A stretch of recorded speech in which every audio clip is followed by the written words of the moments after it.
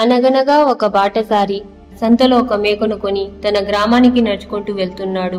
ఇంతలో దారిలో శూన్యమైన ప్రదేశం ఎదురైంది.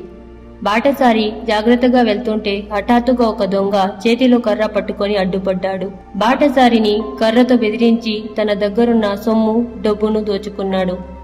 అది సరిపోక మేకను కూడా ఇవ్వమన్నాడు. బాటసారి దొంగ అడిగినవన్నీ ఇచ్చి దొంగని దానికి బదులు నీ కర్ర నాకు ఇస్తావా అని అడిగాడు. దొంగ ఎందుకు అని ఆశ్చర్యంగా అడిగాడు. బాటసారి, నేను ఖాళీ చేతులతో ఇంటికి వెళ్తే నా భార్య బాధపడుతుంది. కనీసం ఈ కర్ర తీసుకుని వెళ్తే సంత నుంచి తెచ్చాననుకొని సంతోషిస్తుంది అని అంటాడు. అన్నీ తీసుకున్నాను కదా, కర్రదేముందిలే అని అనుకున్న దొంగ బాటసారికి తన కర్రను ఇస్తాడు. దీంతో బాటసారి కర్రతో ఇటో 4 అటో 4 దెబ్బలు తగిలించి తన సొమ్ము డబ్బును మేకను అన్ని తిరిగి తీసుకున్నాడు. ఇందులో నీతి ఏంటంటే ఆపద వచ్చినప్పుడు భయపడకుండా ఎలా తప్పించుకోవాలో తెలివిగా ఆలోచించాలి.